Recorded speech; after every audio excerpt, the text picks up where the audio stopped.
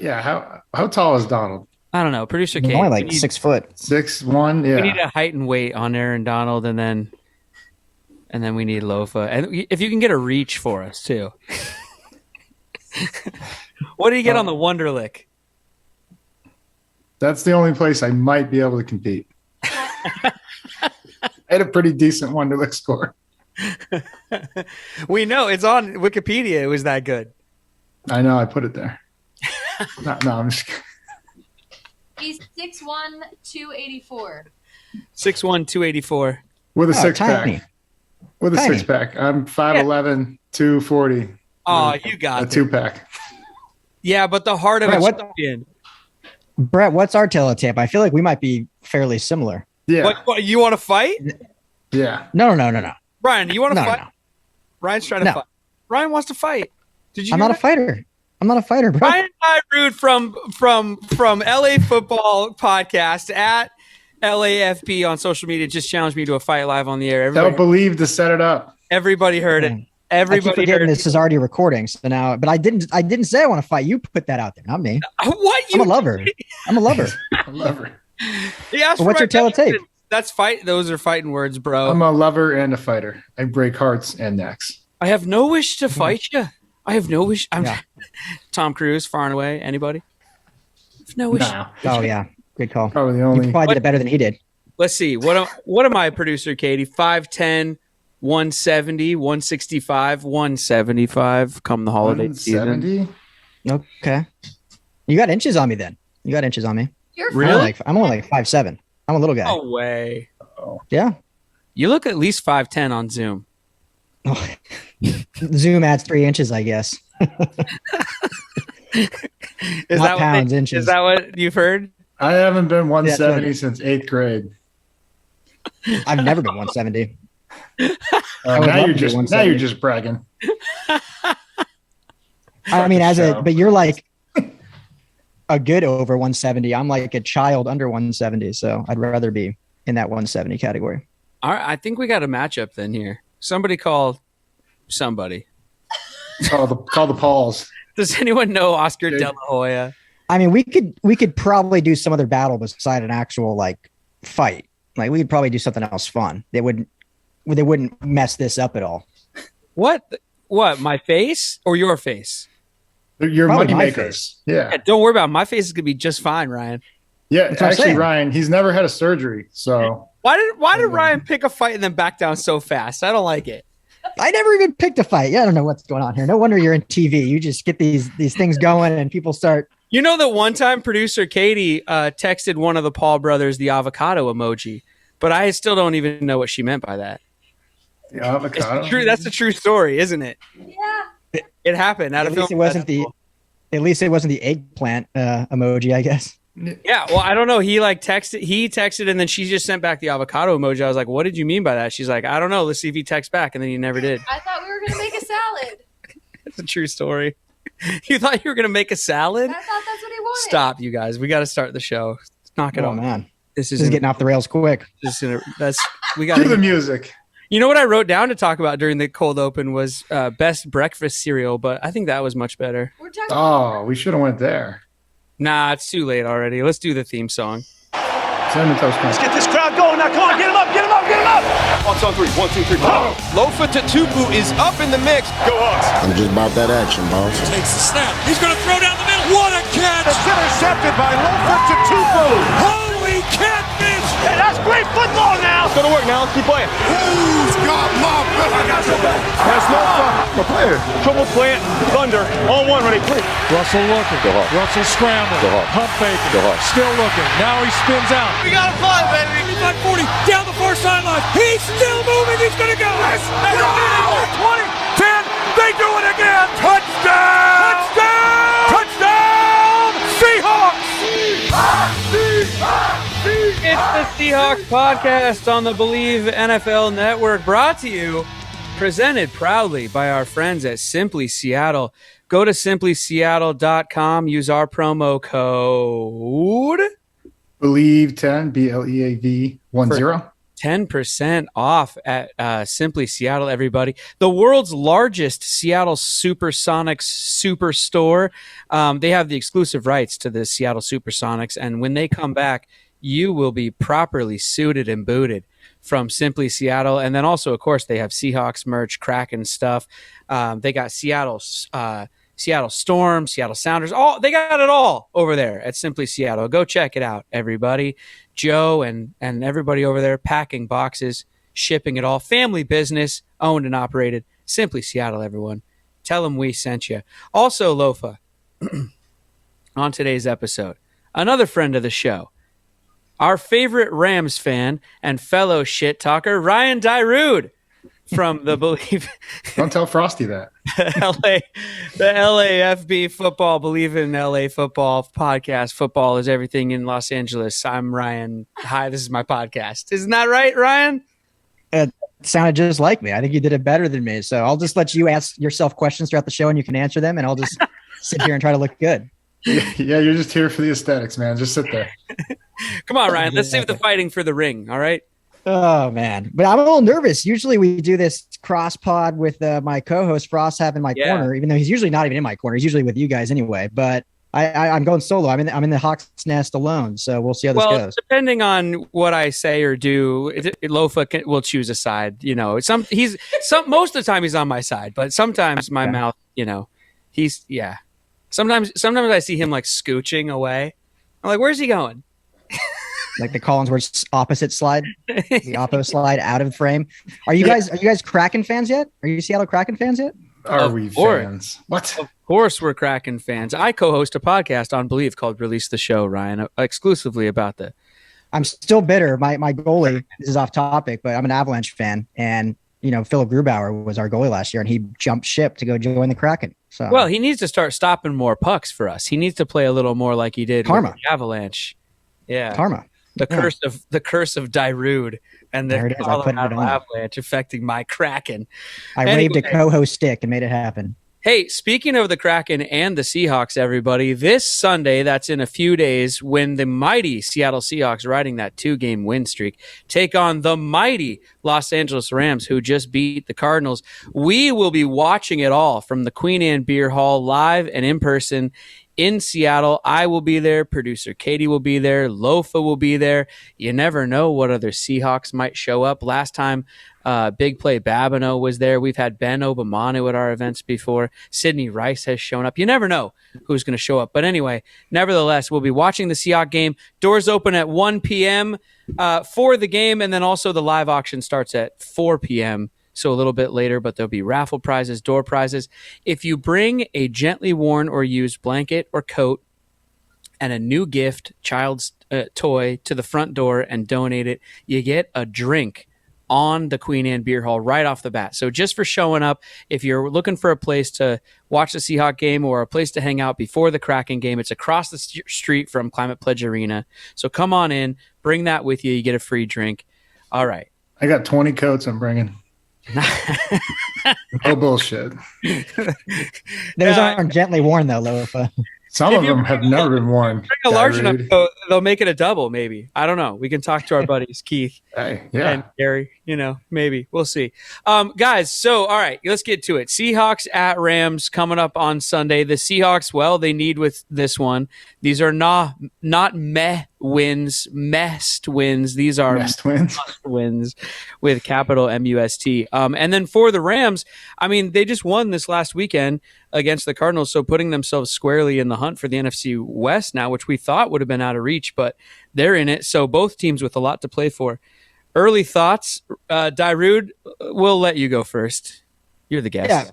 Yeah. Okay. Well, I appreciate that. Well, always a great game between the Rams and Seahawks, but it was good to see the Rams finally show off what they're capable of against the Cardinals in beating not only the NFC West leaders, but the NFL leaders at the time, and missing 5 starters on the COVID list, most notably Jalen Ramsey. They trotted out Kareem Orr, who's on the practice squad. He was kind of a training camp darling, but has not played a snap. And they had him going up against DeAndre Hopkins and Christian Kirk. And they were able to, neutralize the Cardinals and pull off a big win. So opening thoughts right now on this game is just, the Rams finally showed that they're an actual legit Super Bowl contender. We've been waiting for that for, 6 weeks, and now they look like it. So, but the Seahawks are playing their best ball right now too. So it's going to be another great game, as it always is, between these two teams. Yeah. Shout out to the hair gel king, Sean McVay, and the Rams and the job he's doing, because some of those coaching decisions by the Cardinals guy at the end of the game, what's he doing? Going for that 4th down there instead of kicking it, all that stuff.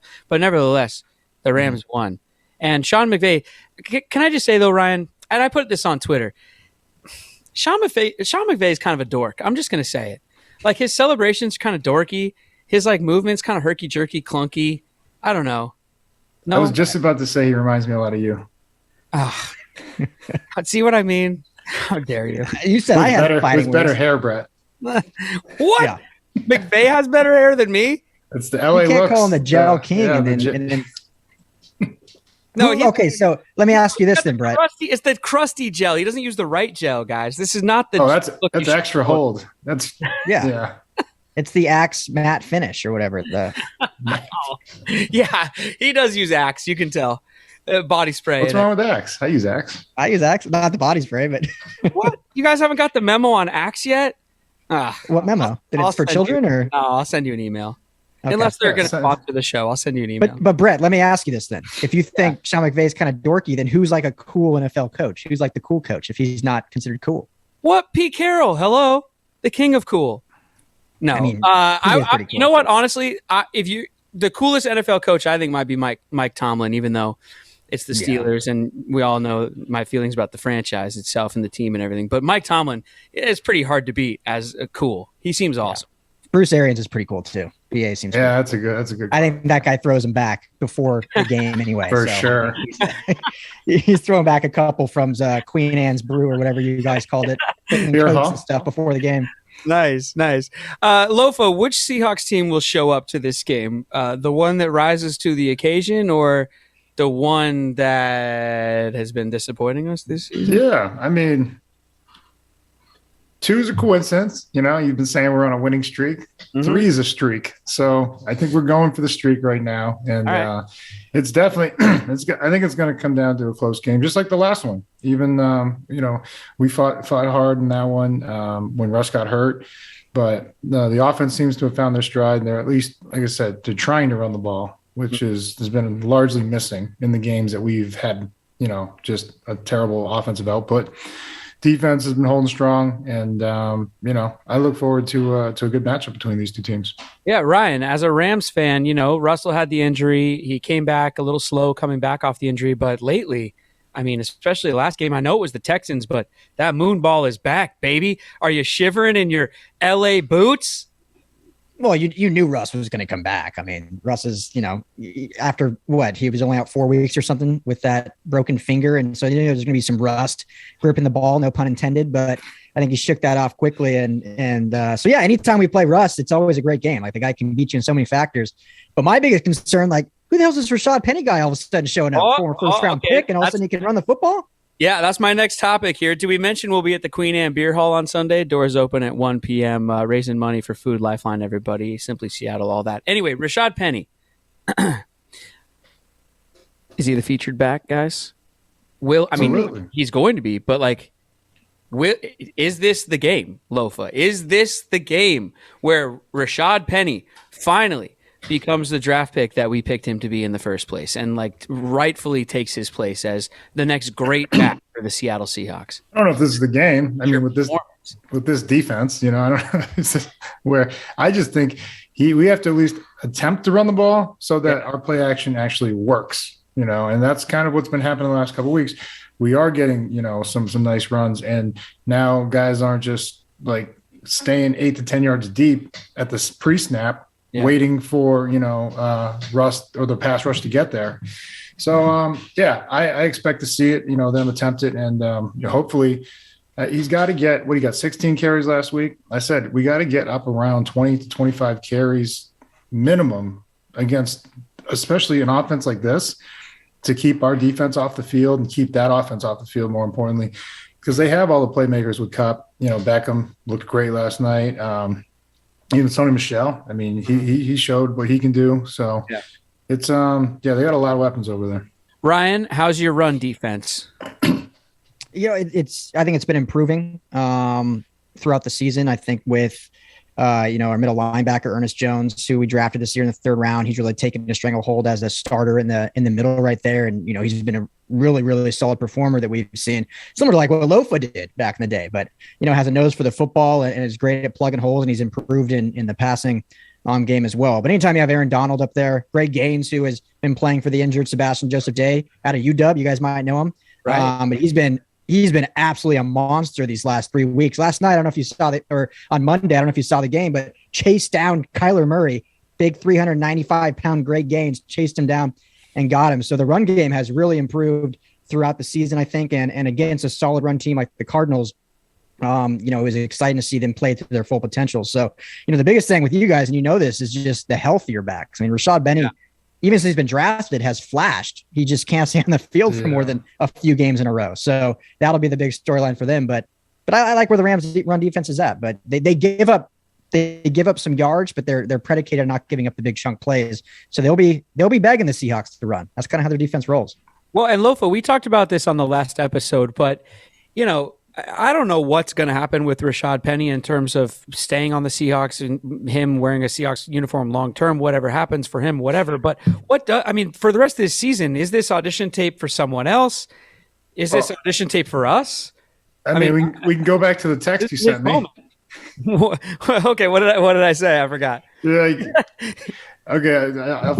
I don't have it right on me, but what I recall was, great, this is where Rashad Penny crushes it for the rest of the season, and then we can't afford to sign him back. This is what you said. Or I think I said he signs with someone else and then plays the rest of his career injury-free. As a Pro Bowler, yeah. That's what always happens with us. Oh, I mean, it's that's the thing is, I think you won't find a huge market for him, even if he goes off for 100, 120 every game.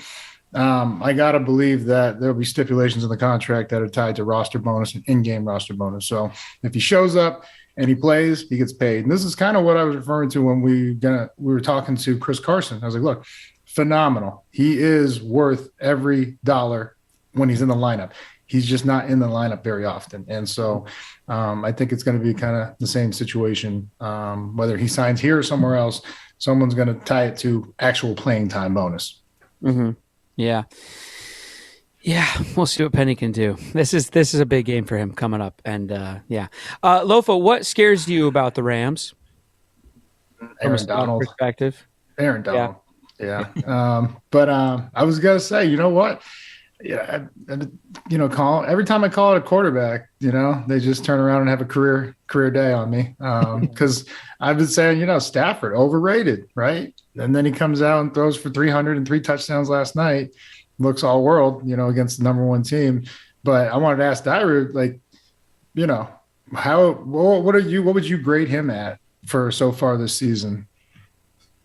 It's a good question. I think.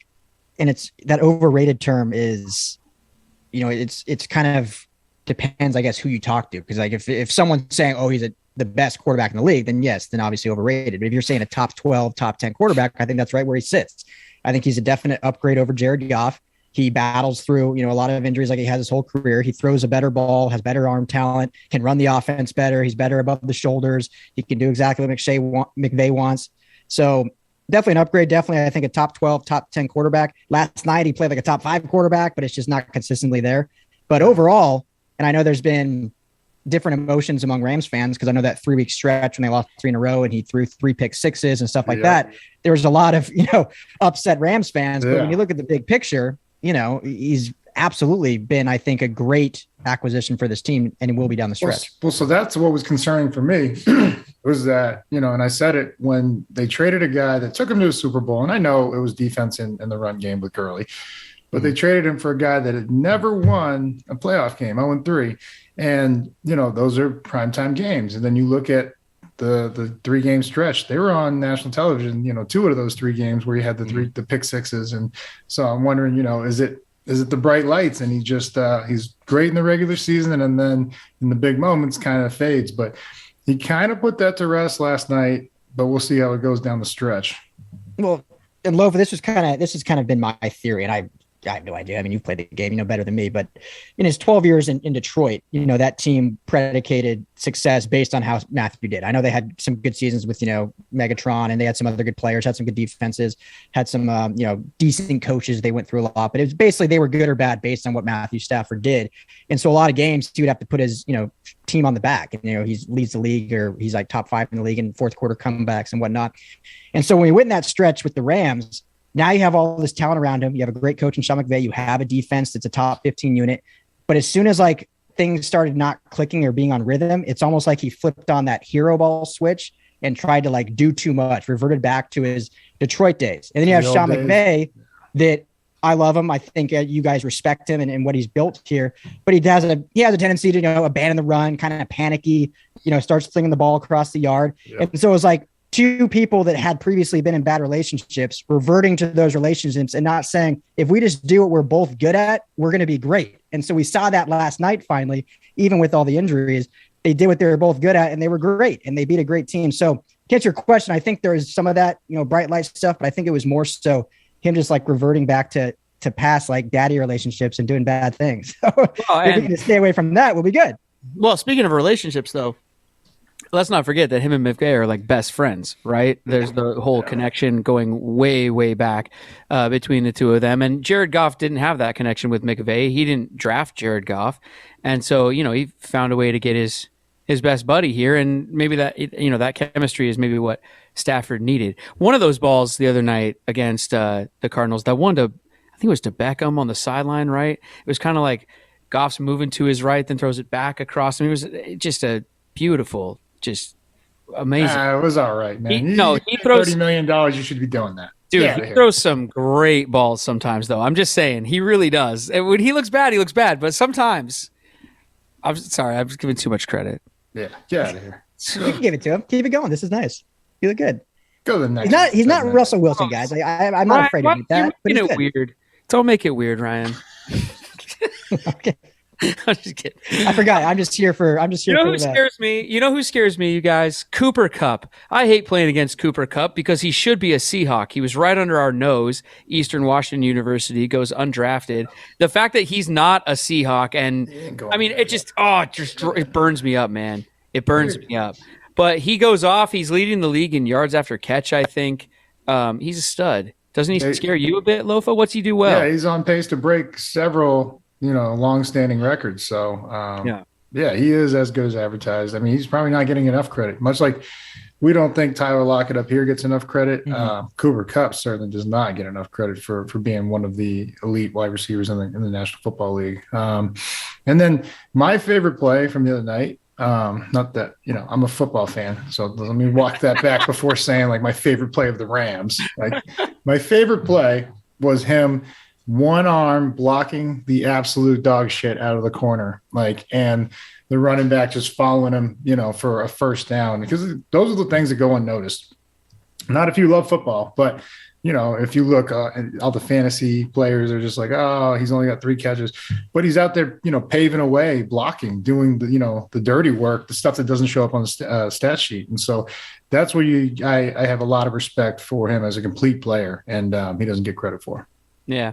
Yeah. Ryan, you love Cooper Kupp, don't you? I mean, you guys are going to hate me saying this, but right now, he's the best receiver in the game. He is the best receiver in the game. I mean, you got to look at production. The best receiver in the game. Damn, what? Look at the production. Look at the need it when you need it. No. When you need a third, he's more production. When you need a third down conversion nowadays, and okay, hear me out on this. Nowadays, I feel like when we look at receivers, everyone looks at the intangibles, the size, the speed, how good you look running routes, how big you are, the muscles, the Instagram pictures. Greatest receiver of all time, Jerry Rice, was 6'1", ran a 4.6 40, which is the exact same of Cooper Kupp. You don't need the size and the speed. You need the production on the field. Cooper Kupp has the production. No, we know. Jerry was a Seahawk. We know. Yeah, for like a year. Yeah.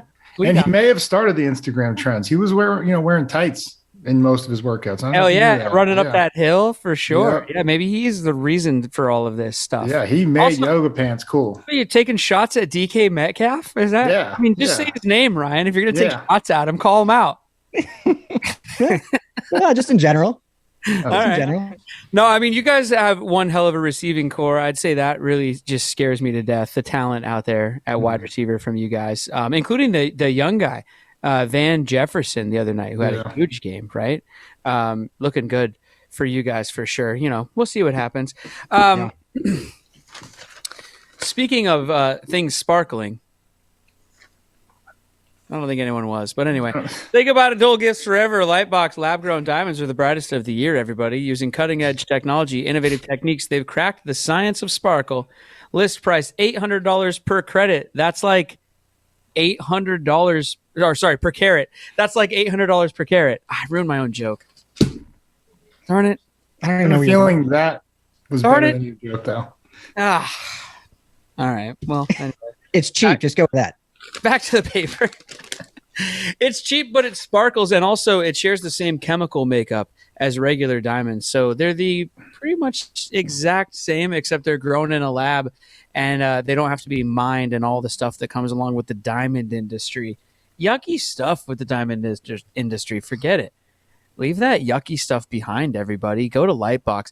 Visit lightboxjewelry.com. Add sparkle to your holiday shopping. That's lightboxjewelry.com. Lightbox diamonds, never a dull moment. No promo code for you. Nothing. There we go. Just go there. Just do Buy it. the diamonds, everybody. Let's look around the NFC West, shall we, boys? Because, Ryan, can the Rams do it? It's a good division.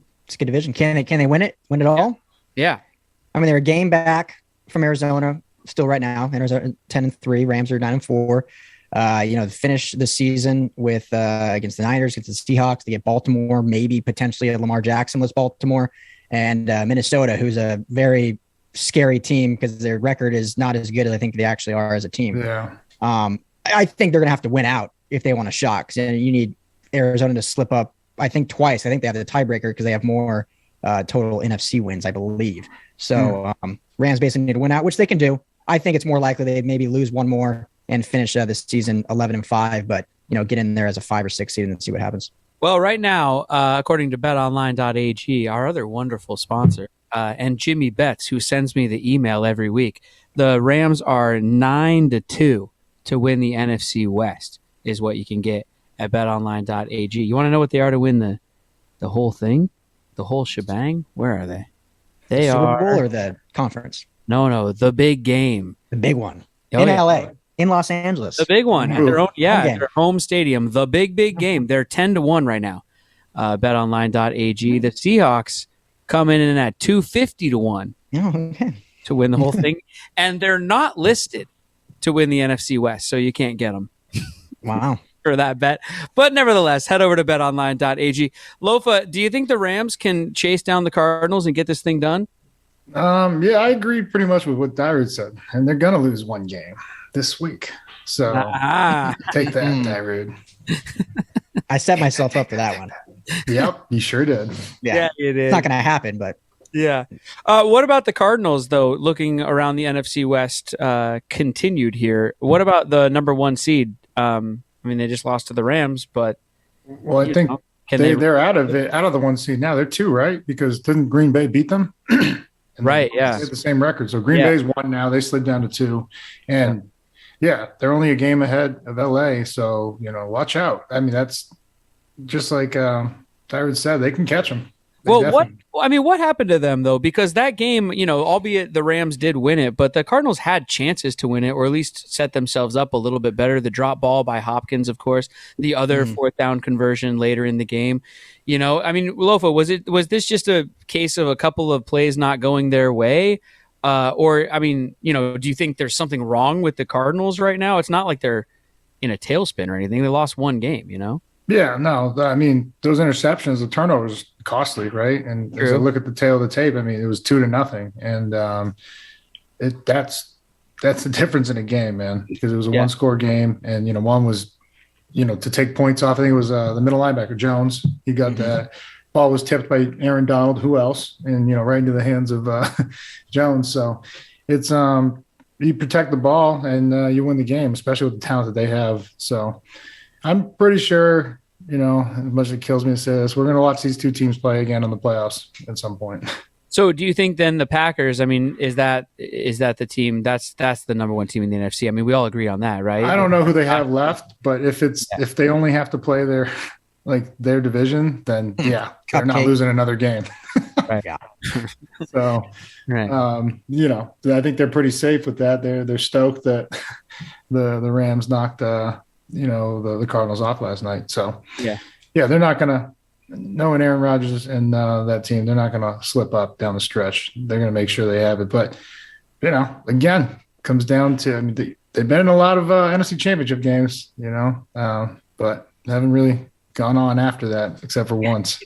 Yeah, the Packers have the Ravens, the Browns, the Vikings, and they finished the year against the Lions. So could some decent games there with the Ravens and Browns and Vikings. You never know who you're going to get with the Browns, right? And the Ravens, if they don't have Lamar, then it's Ravens this week, so I'm pretty sure they'll be out. Yeah, so they get lucky there. Them and the Chiefs, man, get damn lucky with their. The Chiefs keep getting teams that are injured, and now they get the Chargers this week, who Rashawn Slater's probably going to be out. It's like, why is the league helping out these great teams? They don't need it. Yeah. No. Meanwhile, we can't beat Colt McCoy. Anyway, moving on, everybody. Let's zone into some predictions. Speaking of looking into the future, we zone in because Lofa's company is Zone In CBD. Go to zoneincbd.com. Use our promo code Bleav, BLEAV. for 20% off of everything at zoneincbd.com. Sign up for the subscription. It just signs up or shows up to your front door. Don't even have to order it ever again. It just, there it is, like clockwork, whether it's the tinctures. Tinctures. Come on, man. Powders, creams. I'm not sure I want you reading this anymore. It's all good. It's zoneincbd.com, everybody. All right. Ryan, what say you as our guest? Predict this thing for us. Let us know what the final score will be. And don't forget, everybody out there, that you can leave us your final score predictions on our social media. If you nail it right on, you get a gift from Simply Seattle, our friends over at Simply Seattle. You get a gift card right to the website. Buy whatever you want. Ryan, what say you, sir? Well, it's tough because a lot of this predicates I feel like I've used that word a lot in this episode. I don't know why, but a lot of this depends on what happens with the Rams. I don't know if you call it nowadays with COVID injuries or what it be, but on Tuesday, 6 more players added to the COVID list for the Rams, one of them being Odell Beckham Jr. Obviously, Jalen Ramsey's still on that. So at this point, it's hard to make a prediction because if all those guys do miss, I mean, they were already shorthanded against the Cardinals, and now you lose another receiver in Odell Beckham. Tyler Higbee did come off it because it was proven to be a false positive, which is unfortunate why he missed the Cardinals game on that. But if everyone's back, I do like the Rams in this game just because of what we saw on Monday night against the Cardinals. Kind of now they're catching their momentum. We see the offense rolling. Sony Michel, we didn't even talk about it all, but the running game is finally clicking. He's had 20 plus carries in both games.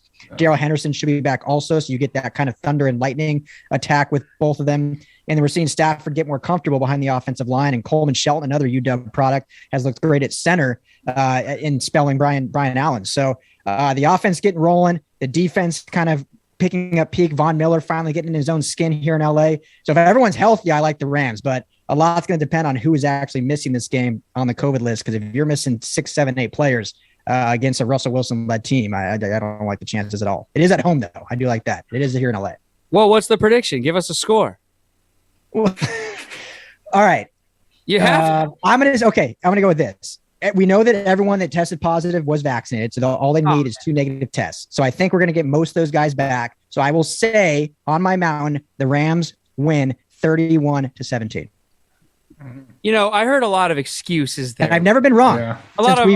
Since we've done shows together, I've never been wrong. Backpedaling, like Lofa, like what if you saw one of the offensive linemen like leaning back before the stance? You know what I mean? Like you got him. You smell some blood in the water there, don't you? Oh, yeah. With the kind of limp pick from Dyrud there. I don't know.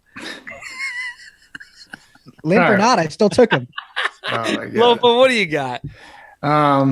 No, we're gonna pepper these guys, man. They just came off of a win, right? They finally won in the big lights. They're gonna let their guard down. We're gonna walk in there, run all over them. And we're gonna get out of there with a win. Prediction 28-20 Hawks.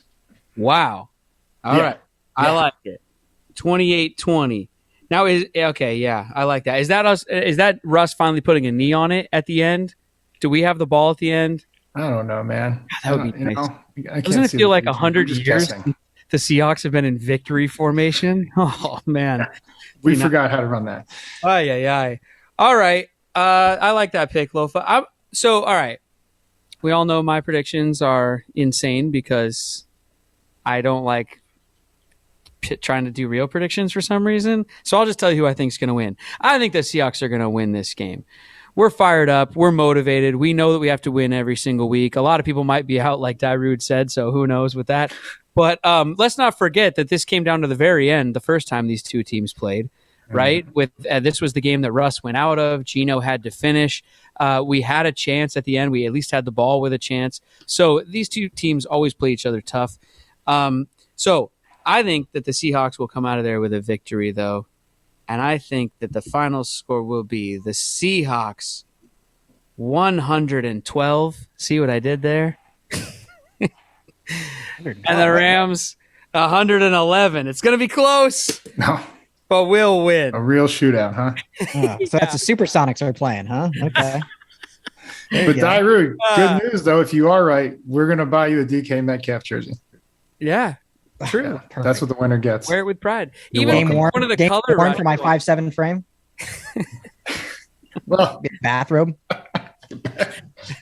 Drape it over me. That's nice. it. A jersey dress. Yeah. All right. Hey, what if we do this? If the Hawks win, I'll wear a DK Metcalf jersey. If the Rams win, you both have to wear a Cooper Kupp jersey. Both of us? Yeah, no, Brett will. I'm not putting that shit on, man. Me? No, not Cooper Kupp. No way. Yeah, you. No way. Wow. Okay. Some confidence you have in your 112 points. It hurts too much. Let's go back to like the donuts. Didn't we get? I'm not buying a jersey. Donuts? There's no way I'm buying a Rams jersey. No way. Okay. Food. Right. Yeah. What about food? How about food? Yeah, food. I mean, I'm confident, so I was fine with it because I just know the Rams are going to win, even with all the guys on COVID. So shows how confident you guys are. I mean, let's be real though. Hold on how is your defense stopping this offense? Your defense is stopping nobody. Oh my God, Stafford's going to stop himself with 3. Are you telling me you'll buy a Seahawks jersey though? That's what you're saying? Well, I know it won't happen because the Rams are going to win. I think he said he'll wear one. I don't know if he said he'd buy one. I don't know if I'd buy one. Yeah, that's a little. It's Christmas time. I got a lot of gifts I got to buy. Well, I don't know anybody on the list. I don't know anybody who owns any Rams gear. Nobody down here is an actual Rams fan. Wow. Okay. Yeah. Come on. Let's get serious. Come on. All right. They're all just scene kids who are happy that they're getting W's right now and that there's a brand new shiny place to go visit. And as soon as they go the way of the St. Louis Rams, watch all that fan base dry up. All Charger fans. Switch over to the Chargers faster than you know what hit you. Oh, yeah. Yeah. Hey, higher attendance percentage, though, than Seattle. So there you go. Still roll with that. Well, yeah, they want to go see the big screen. Play the theme song. I don't have control over it anymore. Courtney has that one. Man, that's it for us, everybody. Hit us up on the email, seahawkspod@gmail.com. Follow Ryan, everybody, and his podcast with Frosty, the legend that is Frosty Rucker. Frost Rock. Mm-hmm. Shout out to him. You guys can follow Ryan and Frosty and keep up with them at the LAFB, LA Football Network podcast. It's at LAFB Network on social media. He's Ryan Dyrud, LAFB on Twitter. I think they cut you off a long time ago. Are we still going? I don't know if we're still doing it. Oh, I'm still doing the outro. It's all right. I'm still giving him credit. Ryan, where else can everybody find you, my man? On Twitter, Ryan Dyrud, LAFB, and the website is lafnetwork.com, where all of our articles, podcasts, and everything is there. Got a new Trojans podcast coming to the fold, Lofa, that we're excited about. Former player joining the network, talking Lincoln Riley and all things Trojans. So check out lafnetwork.com. Nice. All right, my man. Hey, dude, thank you for being on the show. We'll figure out something to do. Maybe we'll go back and forth on Twitter with a bet or something like that. We'll figure it out. We'll lay it out. Good. No. Thanks, guys. Always See you next time, buddy. Yeah, good to see you, brother. Wait, Lofa, break it down. We got to break it down for real, actually. Oh, well, Bleav family. So I was going to go Hawks, but I don't want to do that to you. Ryan, hands in the middle here. We're breaking it down. If Frost was here, I'd do go Hawks. There he is. If I go like, that looks inappropriate. I don't know. Yeah. What you do? Put your fist in the air. Let's go. Yeah, go there. What the hell is wrong with you? Here we go. All right. Bleav on 3. 1, 2, 3. Bleav. Or 10.